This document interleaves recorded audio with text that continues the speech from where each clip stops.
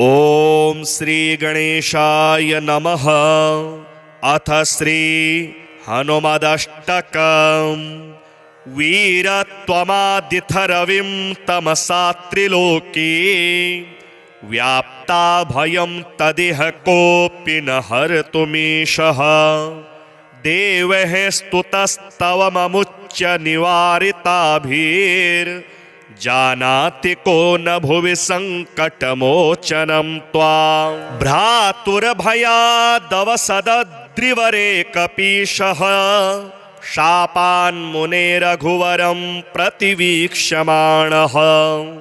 आनीयतं त्वमकरोः प्रभुमार्तिहीनं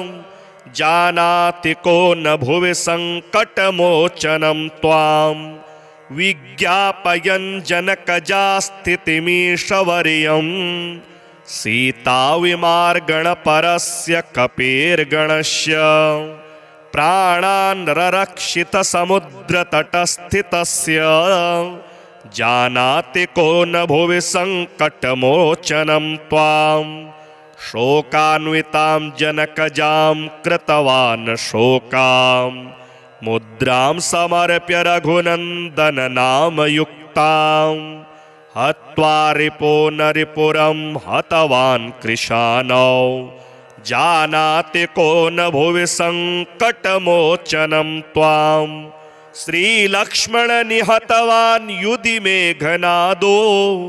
द्रोणाचलं त्वमुत्पाटय औषधार्थम्। आनीयतं विहितवान् सुमन्तमाशु जानाति को न भुवि सङ्कटमोचनं त्वां।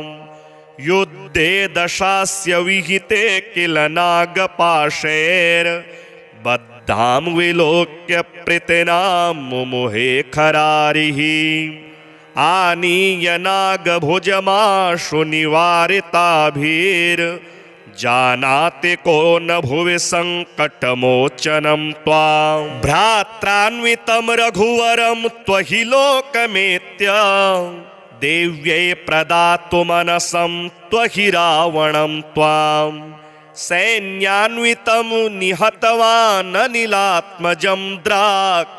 जानाति को न भुवि सङ्कटमोचनं त्वां।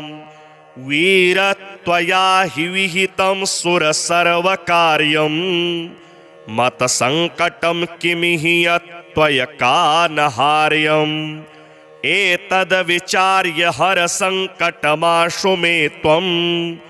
जानाति को न भुवि सङ्कटमोचनं त्वां। रक्तवर्णो महाकायो रक्तलाङ्गुलवान् शुचिः हनुमान् दुष्टदलनः सदा विजयतेतरां। हनुमदष्टकमेतदनुत्तमं सुकविभक्तसुधे तुलसीकृतं। कपिलदेवबुधानुकृतं तथा सुरगिराभयदं सकलार्थदं। वीरत्वमादिथरविं तमसा त्रिलोके व्याप्ता भयं तदिह कोऽपि न हर्तुमीशः।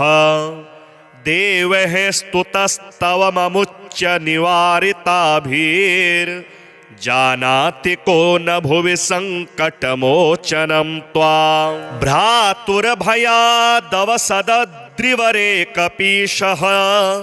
शापान्मुने रघुवरं प्रतिवीक्ष्यमाणः। आनीयतं त्वमकरोः प्रभुमार्तिहीनं जानाति को न भुवि सङ्कटमोचनं त्वां। विज्ञापयन् जनकजास्थितिमीशवर्यं सीताविमार्गणपरस्य कपेर्गणस्य प्राणान् ररक्षितसमुद्रतटस्थितस्य जानाति को न भुवि सङ्कटमोचनं त्वां। शोकान्वितां जनकजां कृतवान् शोकां मुद्रां समर्प्य रघुनन्दननामयुक्तां। हत्वा रिपो नरिपुरं हतवान् कृशानौ जानाति को न भुवि सङ्कटमोचनं त्वां। श्रीलक्ष्मण निहतवान् युधि मेघनादो द्रोणाचलं त्वमुत्पाटय औषधार्थम् आनीय तव विहितवान् सुमन्तमाशु जानाति को न भुवि संकटमोचनं त्वाम् युद्धे दशास्य विहिते किल नागपाशैर्बद्धां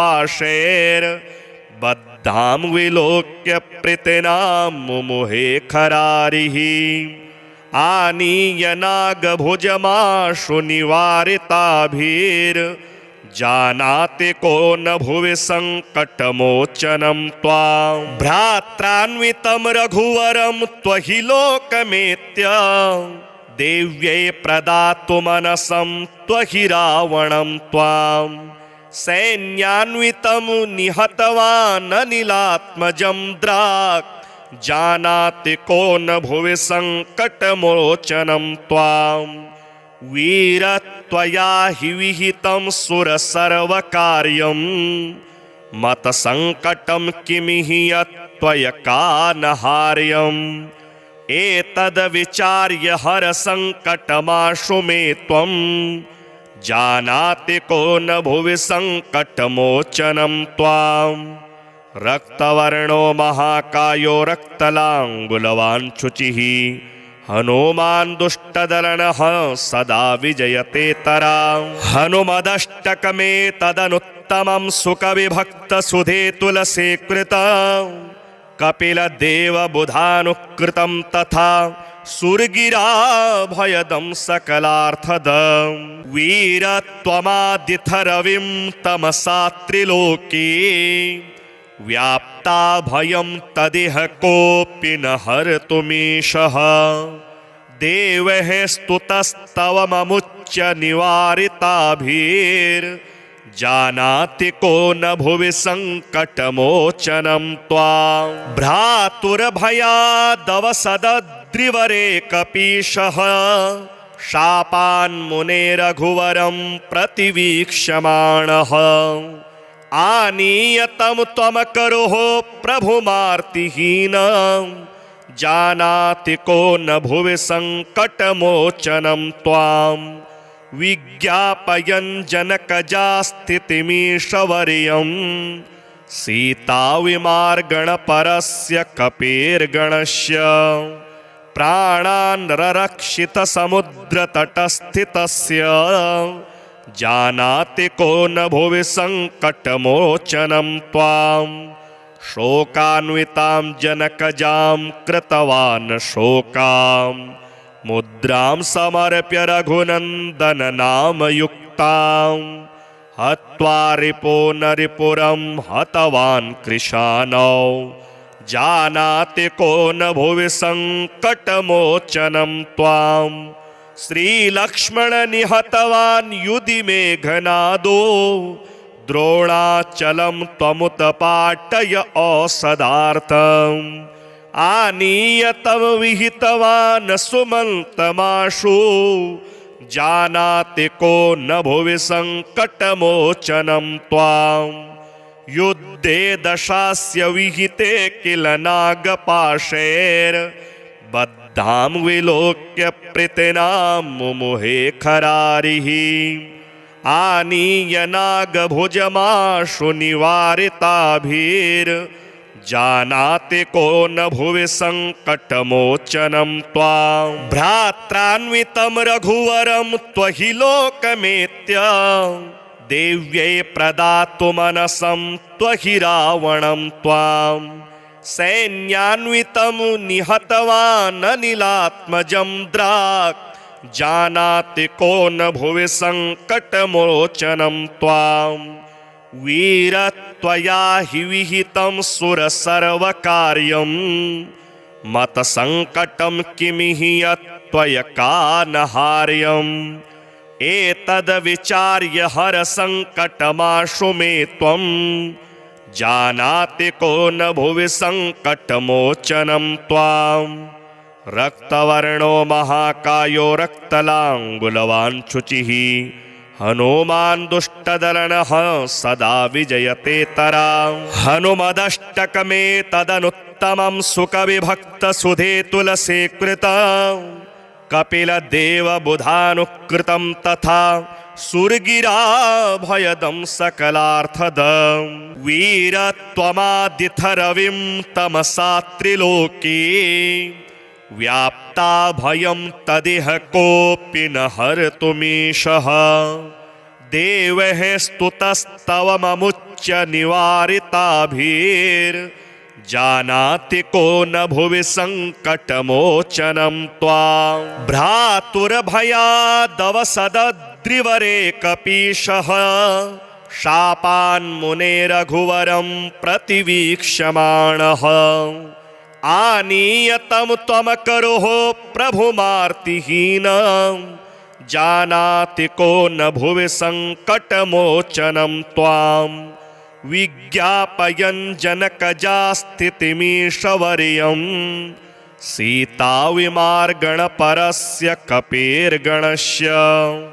प्राणान् ररक्षितसमुद्रतटस्थितस्य जानाति को न भुवि सङ्कटमोचनं त्वां शोकान्वितां जनकजां कृतवान् शोकां मुद्रां समर्प्य रघुनन्दननामयुक्तां हत्वा रिपो नरिपुरं हतवान् कृशानौ जानाति को न भुवि सङ्कटमोचनं त्वां श्रीलक्ष्मण निहतवान् युधि मेघनादो द्रोणाचलं त्वमुत्पाटय औषधार्थम् आनीयतं विहितवान् सुमन्तमाशु जानाति को न भुवि सङ्कटमोचनं त्वां युद्धे दशास्य विहिते किल नागपाशैर्बद्धां विलोक्य प्रीतिनां मुमुहे खरारिः आनीय नागभुजमाशु निवारिताभिर्जानाति को न भुवि सङ्कटमोचनं त्वां भ्रात्रान्वितं रघुवरं त्वहि लोकमेत्य देव्यै प्रदातु मनसं त्वहि रावणं त्वां सैन्यान्वितं निहतवान् अनिलात्मजं द्राक् जानाति को न भुवि सङ्कटमोचनं त्वां वीरत्वया हि विहितं सुरसर्वकार्यं मतसङ्कटं किमिहि यत्त्वयकानहार्यम् एतद्विचार्य हरसङ्कटमाशु मे त्वं जानाति को न भुवि सङ्कटमोचनं त्वां रक्तवर्णो महाकायो रक्तलाङ्गुलवान् शुचिः हनुमान् दुष्टदलनः सदा विजयतेतरां हनुमदष्टकमे तदनुत्तमं सुकविभक्तसुधे तुलसीकृतं कपिलदेवबुधानुकृतं तथा सुरगिराभयदं सकलार्थदं वीरत्वमादिथरविं तमसा त्रिलोके व्याप्ता भयं तदिह कोऽपि न हर्तुमीशः देवः स्तुतस्तवममुच्य निवारिताभिर्जानाति को न भुवि सङ्कटमोचनं त्वां भ्रातुर्भयादवसदद्रिवरे कपीशः शापान्मुनेरघुवरं प्रतिवीक्ष्यमाणः आनीयतं त्वमकरोः प्रभुमार्तिहीनं जानाति को न भुवि सङ्कटमोचनं त्वां विज्ञापयन् जनकजास्थितिमीशवर्यं सीताविमार्गणपरस्य कपेर्गणस्य प्राणान् ररक्षितसमुद्रतटस्थितस्य जानाति को न भुवि सङ्कटमोचनं त्वां शोकान्वितां जनकजां कृतवान् शोकां मुद्रां समर्प्य रघुनन्दननामयुक्तां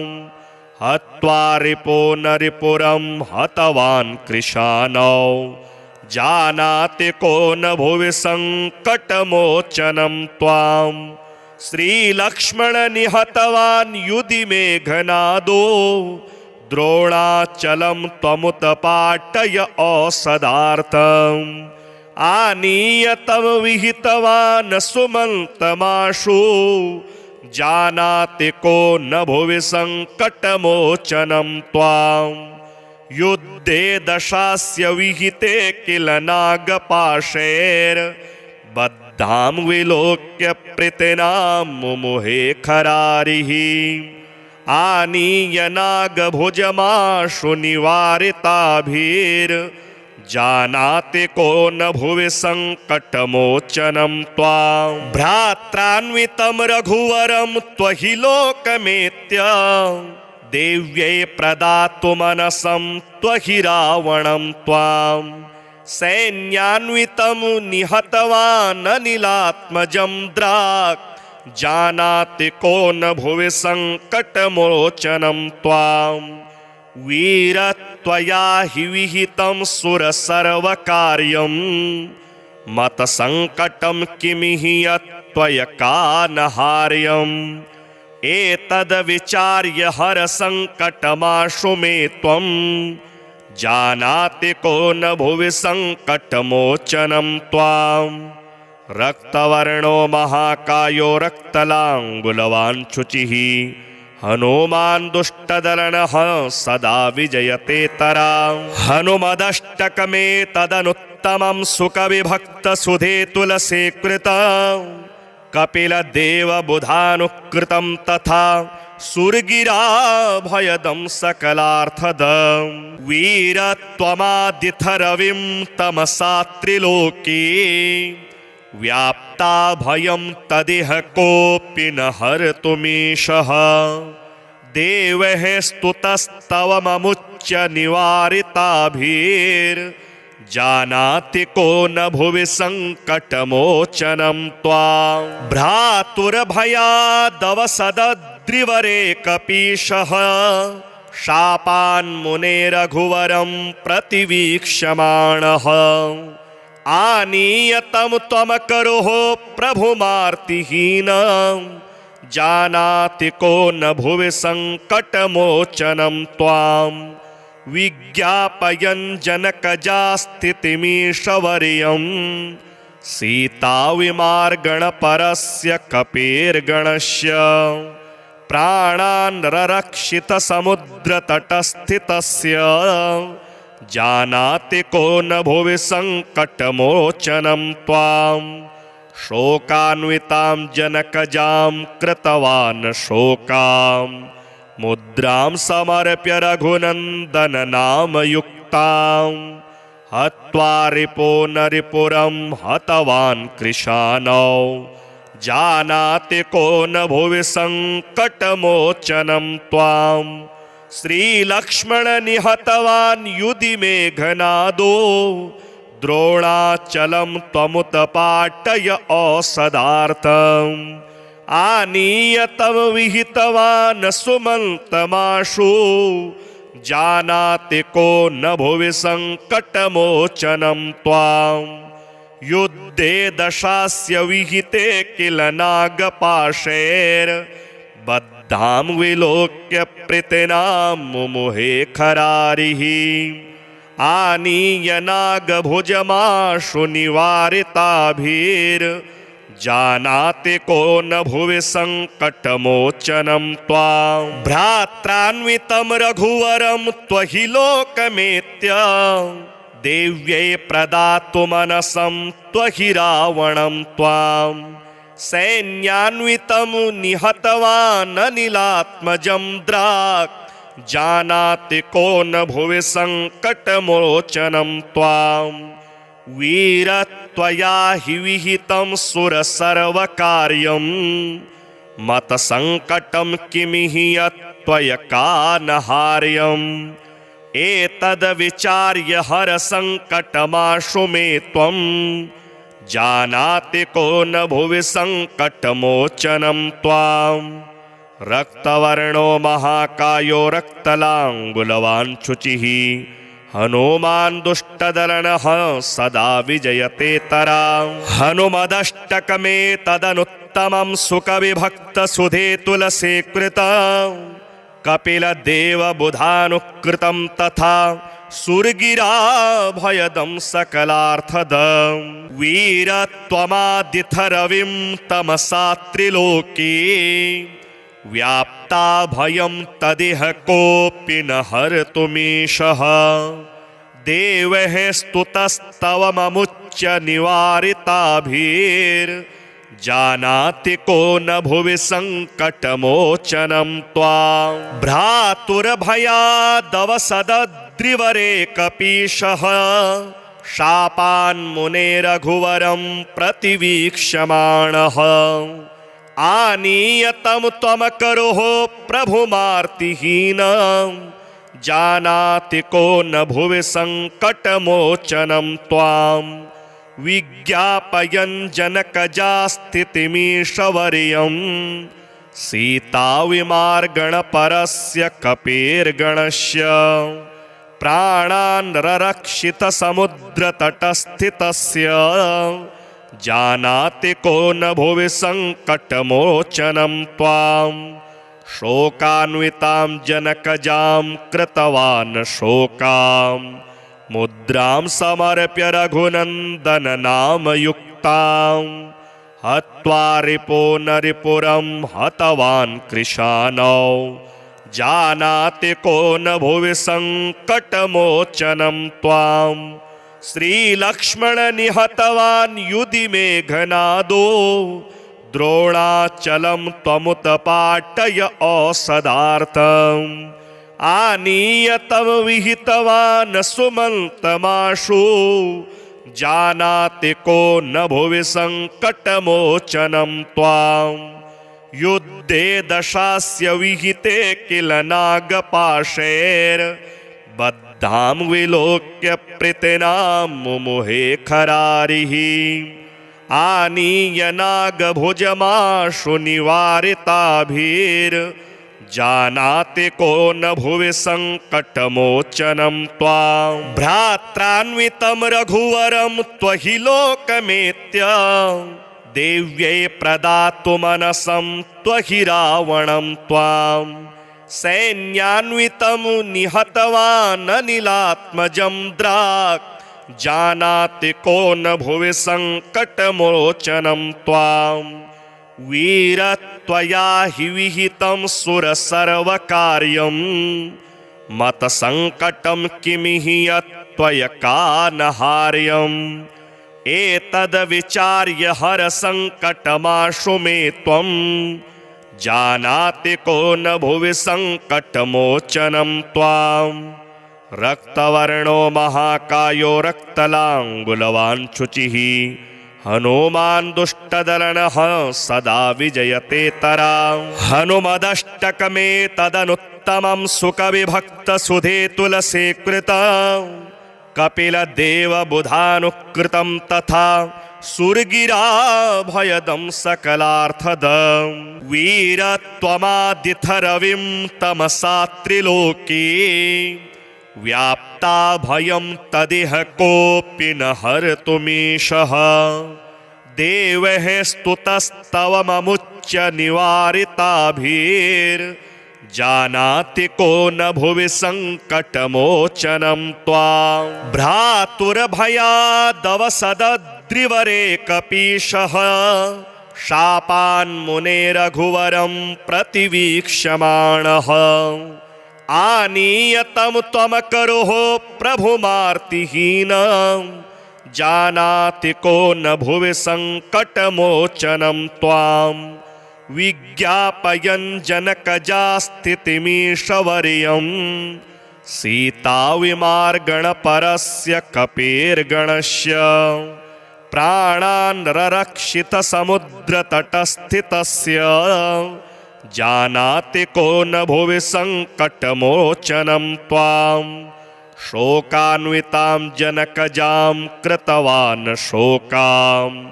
मुद्रां समर्प्य रघुनन्दननामयुक्तां हत्वा रिपो नरिपुरं हतवान् कृशानौ जानाति को न भुवि सङ्कटमोचनं त्वां श्रीलक्ष्मण निहतवान् युधि मेघनादो द्रोणाचलं त्वमुत्पाटय औषधार्थम् आनीय तव विहितवान् सुमन्तमाशु जानाति को न भुवि संकटमोचनं त्वाम् युद्धे दशास्य विहिते किल नागपाशैर्बद्धां विलोक्य प्रीतिनां मुमुहे खरारिः आनीय नागभुजमाशु निवारिताभिर्जानाति को न भुवि संकटमोचनं त्वां भ्रात्रान्वितं रघुवरं त्वहि लोकमेत्य देव्यै प्रदातु मनसं त्वहि रावणं त्वां सैन्यान्वितं निहतवान् अनिलात्मजं द्राक् जानाति को न भुवि संकटमोचनं त्वां वीरत्वया हि विहितं सुरसर्वकार्यं मतसंकटं किमिहि यत्त्वयकानहार्यम् एतद्विचार्य हर संकटमाशु मे त्वं जानाति को न भुवि संकटमोचनं त्वां रक्तवर्णो महाकायो रक्तलाङ्गुलवान् शुचिः हनुमान् दुष्टदलनः सदा विजयतेतरां हनुमदष्टकमे तदनुत्तमं सुकविभक्तसुधे तुलसीकृतं कपिलदेवबुधानुकृतं तथा सुरगिराभयदं सकलार्थदं वीरत्वमादिथरविं तमसा त्रिलोके व्याप्ता भयं तदिह कोऽपि न हर्तुमीशः देवैः स्तुतस्तवममुच्य निवारिताभिर्जानाति को न भुवि संकटमोचनं त्वां भ्रातुर्भयादवसदद्रिवरे कपीशः शापान्मुने रघुवरं प्रतिवीक्ष्यमाणः आनीय तं त्वमकरोः प्रभुमार्तिहीनं जानाति को न भुवि संकटमोचनं त्वां विज्ञापयन् जनकजास्थितिमीशवर्यं सीताविमार्गणपरस्य कपेर्गणस्य प्राणान् ररक्षितसमुद्रतटस्थितस्य जानाति को न भुवि संकटमोचनं त्वां शोकान्वितां जनकजां कृतवान् शोकां मुद्रां समर्प्य रघुनन्दन नामयुक्तां हत्वा रिपो नरिपुरं हतवान् कृशानौ जानाति को न भुवि संकटमोचनं त्वां श्रीलक्ष्मण निहतवान् युधि मेघनादो द्रोणाचलं त्वमुत्पाटय औषधार्थम् आनीय तव विहितवान् सुमन्तमाशु जानाति को न भुवि संकटमोचनं त्वां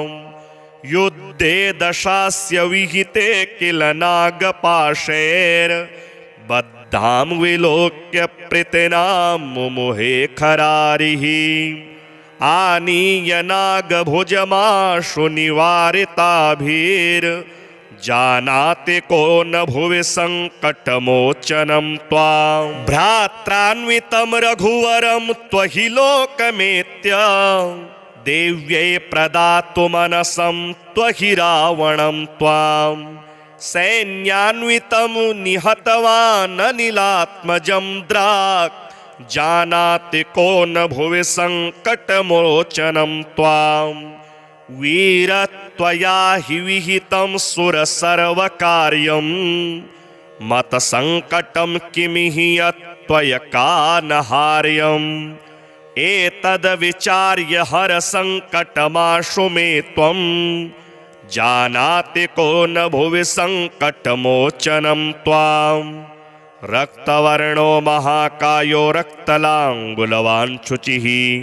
हनुमान् दुष्टदलनः सदा विजयते तराम् हनुमदष्टकमे तदनुत्तमं सुकविभक्तसुधे तुलसी कृतम् कपिलदेवबुधानुकृतं तथा सुरगिराभयदं सकलार्थदं वीरत्वमादिथरविं तमसा त्रिलोके व्याप्ता भयं तदिह कोऽपि न हर्तुमीशः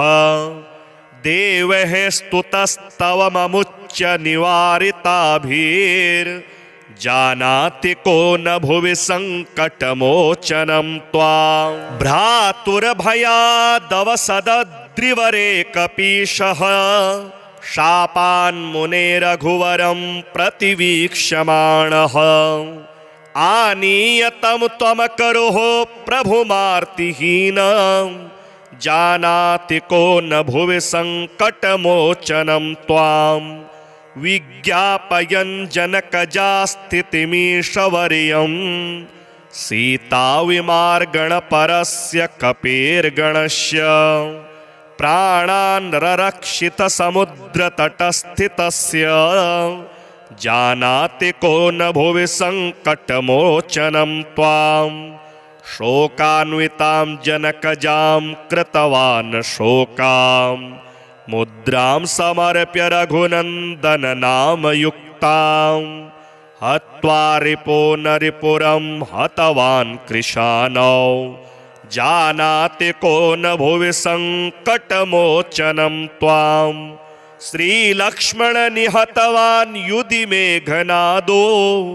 द्रोणाचलं त्वमुत्पाटय औषधार्थम् आनीय तं विहितवान् सुमन्तमाशु जानाति को न भुवि सङ्कटमोचनं त्वां युद्धे दशास्य विहिते किल नागपाशैर्बद्धां विलोक्य प्रीतिनां मुमुहे खरारिः आनीय नागभुजमाशु निवारिताभिर्जानाति को न भुवि सङ्कटमोचनं त्वां भ्रात्रान्वितं रघुवरं त्वहि लोकमेत्य देव्यै प्रदातु मनसं त्वहि रावणं त्वां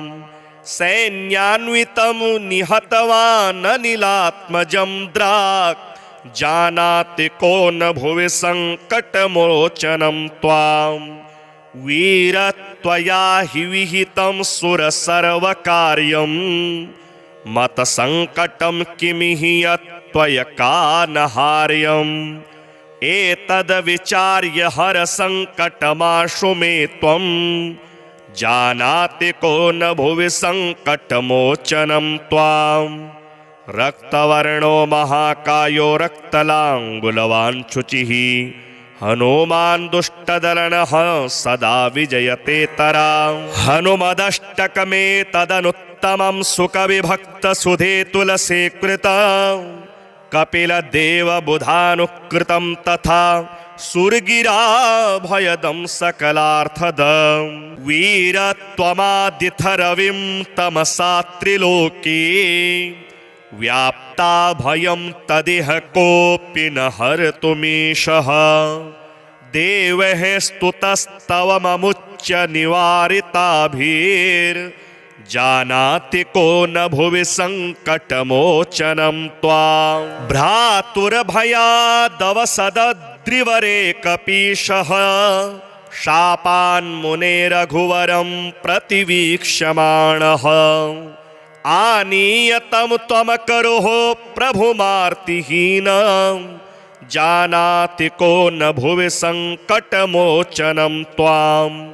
विज्ञापयन् जनकजास्थितिमीशवर्यं सीताविमार्गणपरस्य कपेर्गणस्य प्राणान् ररक्षितसमुद्रतटस्थितस्य जानाति को न भुवि सङ्कटमोचनं त्वां शोकान्वितां जनकजां कृतवान् शोकां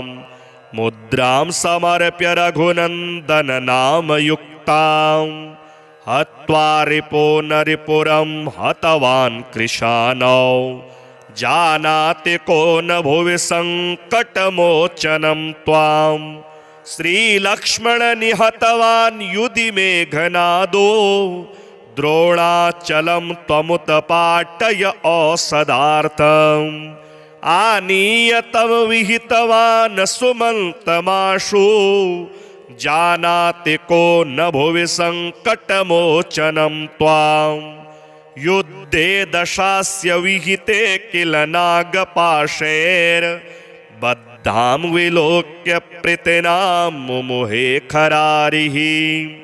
आनीय नागभुजमाशु निवारिताभिर्जानाति को न भुवि सङ्कटमोचनं त्वां भ्रात्रान्वितं रघुवरं त्वहि लोकमेत्य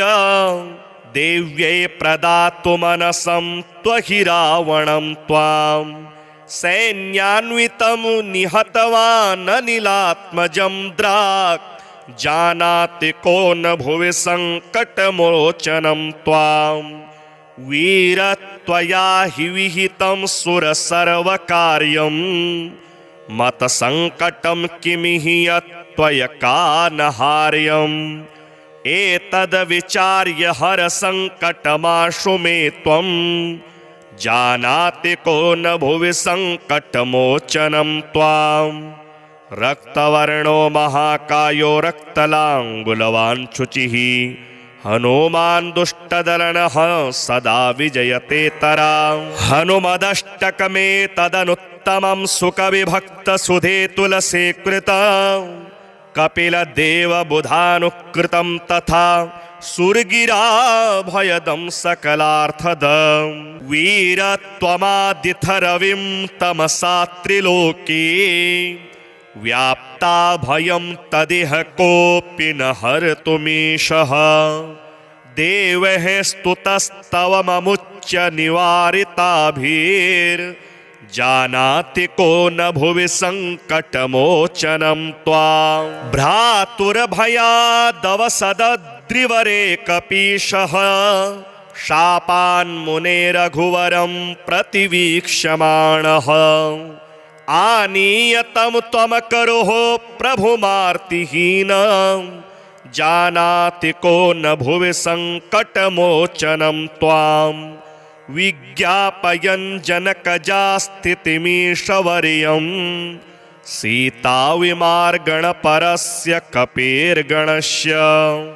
प्राणान् ररक्षितसमुद्रतटस्थितस्य जानाति को न भुवि सङ्कटमोचनं त्वां शोकान्वितां जनकजां कृतवान् शोकां मुद्रां समर्प्य रघुनन्दननामयुक्तां हत्वा रिपो न रिपुरं हतवान् कृशानौ जानाति को न भुवि सङ्कटमोचनं त्वां श्रीलक्ष्मण निहतवान् युधि मेघनादो द्रोणाचलं त्वमुत्पाटय औषधार्थम् आनीय तव विहितवान् सुमन्तमाशु जानाति को न भुवि सङ्कटमोचनं त्वां युद्धे दशास्य विहिते किल नागपाशैर्बद्धां विलोक्य प्रीतिनां मुमुहे खरारिः आनीय नागभुजमाशु निवारिताभिर्जानाति को न भुवि सङ्कटमोचनं त्वां भ्रात्रान्वितं रघुवरं त्वहि लोकमेत्य देव्यै प्रदातु मनसं त्वहि रावणं त्वां सैन्यान्वितं निहतवान् अनिलात्मजं द्राक् जानाति को न भुवि सङ्कटमोचनं त्वां वीरत्वया हि विहितं सुरसर्वकार्यं मतसङ्कटं किमिहि यत्त्वयकानहार्यम् एतद्विचार्य हरसङ्कटमाशु मे त्वं जानाति को न भुवि सङ्कटमोचनं त्वां रक्तवर्णो महाकायो रक्तलाङ्गुलवान् शुचिः हनुमान् दुष्टदलनः सदा विजयतेतरा हनुमदष्टकमे तदनुत्तमं सुकविभक्तसुधे तुलसीकृता कपिलदेवबुधानुकृतं तथा सुरगिराभयदं सकलार्थदं वीरत्वमादिथरविं तमसा त्रिलोके व्याप्ता भयं तदिह कोऽपि न हर्तुमीशः देवैः स्तुतस्तवममुच्य निवारिताभिर्जानाति को न भुवि सङ्कटमोचनं त्वां भ्रातुर्भयादवसदद्रिवरे कपीशः शापान्मुनेरघुवरं प्रतिवीक्ष्यमाणः आनीयतं त्वमकरोः प्रभुमार्तिहीनं जानाति को न भुवि सङ्कटमोचनं त्वां विज्ञापयन् जनकजास्थितिमीशवर्यं सीताविमार्गणपरस्य कपेर्गणस्य प्राणान् ररक्षितसमुद्रतटस्थितस्य जानाति को न भुवि सङ्कटमोचनं त्वां शोकान्वितां जनकजां कृतवान् शोकां मुद्रां समर्प्य रघुनन्दननामयुक्तां हत्वा रिपो नरिपुरं हतवान् कृशानौ जानाति को न भुवि सङ्कटमोचनं त्वां श्रीलक्ष्मण निहतवान् युधि मेघनादो द्रोणाचलं त्वमुत्पाटय औषधार्थम् आनीयतं विहितवान् सुमन्तमाशु जानाति को न भुवि सङ्कटमोचनं त्वां युद्धे दशास्य विहिते किल नागपाशैर्बद्धां विलोक्य प्रीतिनां मुमुहे खरारिः आनीय नागभुजमाशु निवारिताभिर्जानाति को न भुवि सङ्कटमोचनं त्वां भ्रात्रान्वितं रघुवरं त्वहि लोकमेत्य देव्यै प्रदातुमनसं त्वहि रावणं त्वां सैन्यान्वितं निहतवान् अनिलात्मजं द्राक् जानाति को न भुवि सङ्कटमोचनं त्वां वीरत्वया हि विहितं सुरसर्वकार्यं मतसङ्कटं किमिहि यत्त्वयकानहार्यम् एतद्विचार्य हरसङ्कटमाशु मे त्वं जानाति को न भुवि सङ्कटमोचनं त्वां रक्तवर्णो महाकायो रक्तलाङ्गुलवान् शुचिः हनुमान् दुष्टदलनः सदा विजयतेतरा हनुमदष्टकमे तदनुत्तमं सुकविभक्तसुधे तुलसीकृता कपिलदेवबुधानुकृतं तथा सुरगिराभयदं सकलार्थदं वीरत्वमादिथरविं तमसा त्रिलोके व्याप्ता भयं तदिह कोऽपि न हर्तुमीशः देवैः स्तुतस्तवममुच्य निवारिताभिर्जानाति को न भुवि सङ्कटमोचनं त्वां भ्रातुर्भयादवसदद्रिवरे कपीशः शापान्मुनेरघुवरं प्रतिवीक्ष्यमाणः आनीयतं त्वमकरोः प्रभुमार्तिहीनं जानाति को न भुवि सङ्कटमोचनं त्वां विज्ञापयन् जनकजास्थितिमीशवर्यं सीताविमार्गणपरस्य कपेर्गणस्य प्राणान् ररक्षितसमुद्रतटस्थितस्य जानाति को न भुवि सङ्कटमोचनं त्वां शोकान्वितां जनकजां कृतवान् शोकां मुद्रां समर्प्य रघुनन्दननामयुक्तां युक्तां हत्वा रिपो नरिपुरं हतवान् कृशानौ जानाति को न भुवि सङ्कटमोचनं त्वां श्रीलक्ष्मण निहतवान् युधि मेघनादो द्रोणाचलं त्वमुत्पाटय औषधार्थम् आनीय तं विहितवान् सुमन्तमाशु जानाति को न भुवि सङ्कटमोचनं त्वां युद्धे दशास्य विहिते किल नागपाशैर्बद्धां विलोक्य प्रीतिनां मुमुहे खरारिः आनीय नागभुजमाशु निवारिताभिर्जानाति को न भुवि सङ्कटमोचनं त्वां भ्रात्रान्वितं रघुवरं त्वहि लोकमेत्य देव्यै प्रदातु मनसं त्वहि रावणं त्वां सैन्यान्वितं निहतवान् अनिलात्मजं द्राक् जानाति को न भुवि सङ्कटमोचनं त्वां वीरत्वया हि विहितं सुरसर्वकार्यं मतसङ्कटं किमिहि यत्त्वयकानहार्यम् एतद्विचार्य हरसङ्कटमाशु मे त्वं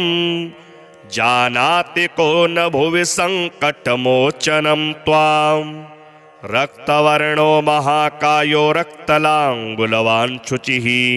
हनुमान् दुष्टदलनः सदा विजयते तरां हनुमदष्टकमेतदनुत्तमं सुकविभक्तसुधे तुलसीकृतं कपिलदेवबुधानुकृतं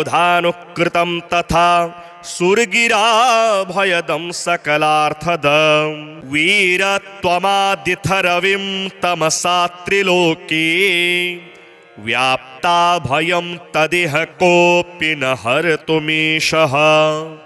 देवैः स्तुतस्तवममुच्य निवारिताभिर्जानाति को न भुवि सङ्कटमोचनं त्वां भ्रातुर्भयादवसदद्रिवरे कपीशः शापान्मुने रघुवरं प्रतिवीक्ष्यमाणः आनीय तं त्वमकरोः प्रभुमार्तिहीनं जानाति को न भुवि सङ्कटमोचनं त्वां विज्ञापयन् जनकजास्थितिमीशवर्यं सीताविमार्गणपरस्य कपेर्गणस्य प्राणान् ररक्षितसमुद्रतटस्थितस्य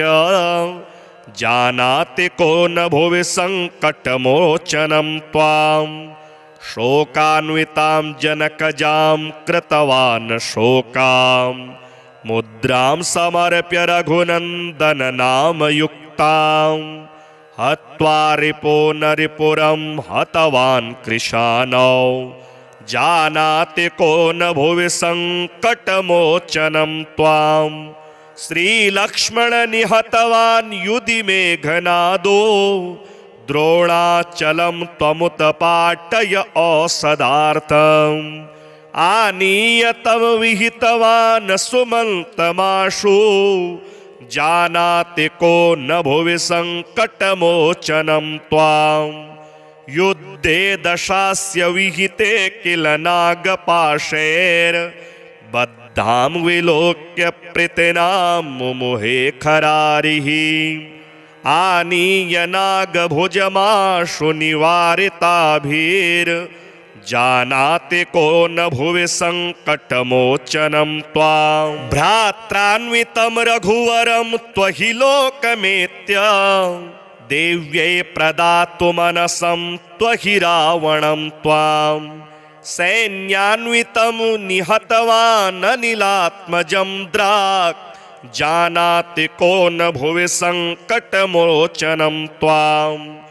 वीरत्वया हि विहितं सुरसर्वकार्यं मतसङ्कटं किमिहि यत्त्वयकानहार्यम् एतद्विचार्य हरसङ्कटमाशु मे त्वं जानाति को न भुवि सङ्कटमोचनं त्वां रक्तवर्णो महाकायो रक्तलाङ्गुलवान् शुचिः हनुमान् दुष्टदलनः सदा विजयते तराम् हनुमदष्टकमे तदनुत्तमं सुकविभक्तसुधे तुलसी कृतम् कपिलदेवबुधानुकृतं तथा सुरगिराभयदं सकलार्थदं वीरत्वमादिथरविं तमसा त्रिलोके व्याप्ता भयं तदिह कोऽपि न हर्तुमीशः देवैः स्तुतस्तवममुच्य निवारिताभिर्जानाति को न भुवि सङ्कटमोचनं त्वां भ्रातुर्भयादवसदद्रिवरे कपीशः शापान्मुने रघुवरं प्रतिवीक्ष्यमाणः आनीयतं त्वमकरोः प्रभुमार्तिहीनं जानाति को न भुवि सङ्कटमोचनं त्वां विज्ञापयन् जनकजास्थितिमीशवर्यं सीताविमार्गणपरस्य कपेर्गणस्य प्राणान् ररक्षितसमुद्रतटस्थितस्य जानाति को न भुवि सङ्कटमोचनं त्वां शोकान्वितां जनकजां कृतवान् शोकां मुद्रां समर्प्य रघुनन्दननामयुक्तां हत्वा रिपो नरिपुरं हतवान् कृशानौ जानाति को न भुवि सङ्कटमोचनं त्वां श्रीलक्ष्मण निहतवान् युधि मेघनादो द्रोणाचलं त्वमुत्पाटय औषधार्थम् आनीयतं विहितवान् सुमन्तमाशु जानाति को न भुवि सङ्कटमोचनं त्वां युद्धे दशास्य विहिते किल नागपाशैर्बद्धां विलोक्य प्रीतिनां मुमुहे खरारिः आनीय नागभुजमाशु निवारिताभिर्जानाति को न भुवि सङ्कटमोचनं त्वां भ्रात्रान्वितं रघुवरं त्वहि लोकमेत्य देव्यै प्रदातुमनसं त्वहि रावणं त्वां सैन्यान्वितं निहतवान् अनिलात्मजं द्राक् जानाति को न भुवि सङ्कटमोचनं त्वां वीरत्वया हि विहितं सुरसर्वकार्यं मतसङ्कटं किमिहि यत्त्वयकानहार्यम् एतद्विचार्य हरसङ्कटमाशु मे त्वं जानाति को न भुवि सङ्कटमोचनं त्वां रक्तवर्णो महाकायो रक्तलाङ्गुलवान् शुचिः हनुमान् दुष्टदलनः सदा विजयते तराम् हनुमदष्टकमे तदनुत्तमं सुकविभक्तसुधे तुलसी कृतम् कपिलदेवबुधानुकृतं तथा सुरगिराभयदं सकलार्थदम्